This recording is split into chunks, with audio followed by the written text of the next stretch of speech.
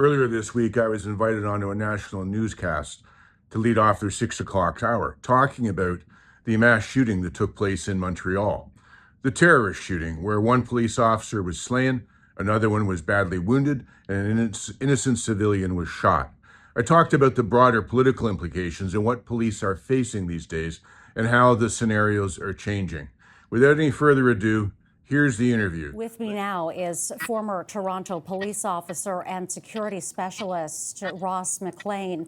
Thank you very much, sir, for being here with us today. Your thoughts on what we just heard?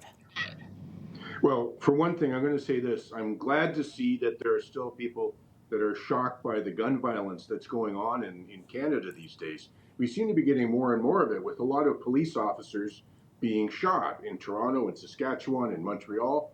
It seems to be almost a routine thing almost these days. So I'm glad that there are still people that are upset about it. And I do want to say this. The police officers that did respond in Montreal today, they showed complete bravery, good training, and good work.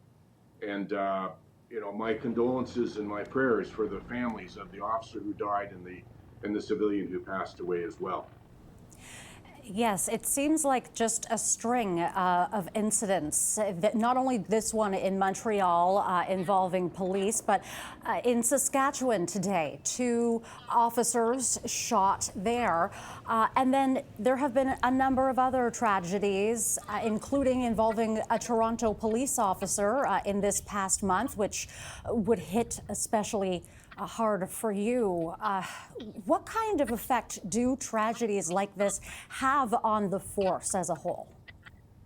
It varies by the officer. Some of them, it can just knock the living daylights out of them with PTSD, particularly if you happen to be close to an officer that died. That does something. If you weren't close to them, it makes you think a little bit more. It certainly is a strain for the police. But as I always say, police don't go into work any day not thinking they're not coming home at night. They expect they're going to win and that they're going to come home at night. But this is particularly a bad run here. It seems like incidents like this involving violence against police have been steadily rising. What are your thoughts on that? Are we seeing a rise, especially just in the last 6 months? Is this more incidents of violence than we typically see?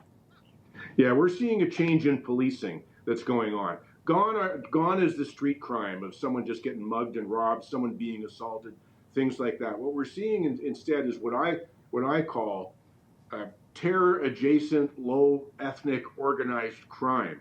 We're seeing with different ethno groups, with the different shootings in the Indian community, with just all of the different ones going on, so that now police aren't just facing a bad guy when they come up on the road. They're facing typically an organization of people who work together, who have intel, who have firepower, and who plan to use the weapons to defend themselves. And that's the real scary thing now, is we're seeing the habit of people thinking it's okay to shoot at police as a solution to your problems. I consider that same as when Bannister broke the 4-minute mile. No one could do that till he did it. And the next year, 100 people did it or whatever, because it became a solution. So I think the police have to get ready for a new era of policing.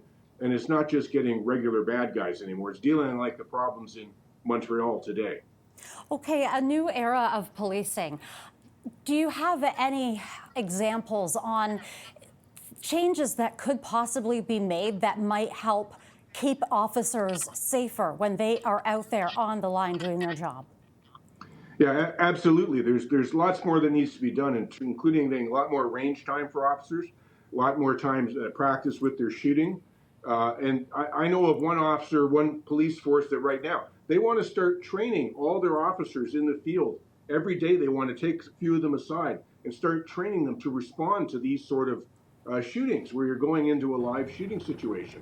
And I just want to emphasize again, for people who've seen some of these videos, they've done it. I think these 2 first on the scene officers did an excellent job.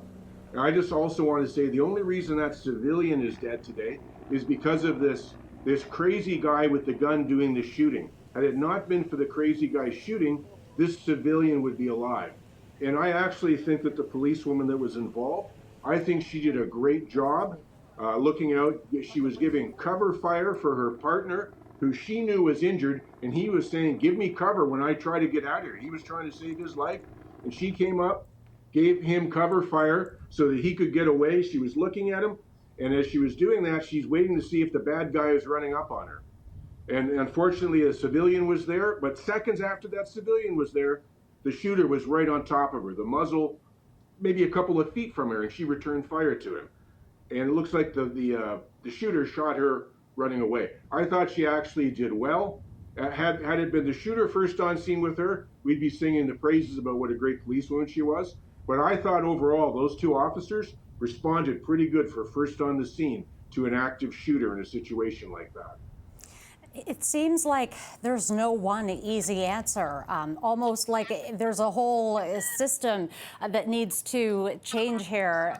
There was new federal bail and sentencing reforms, which came into force last week.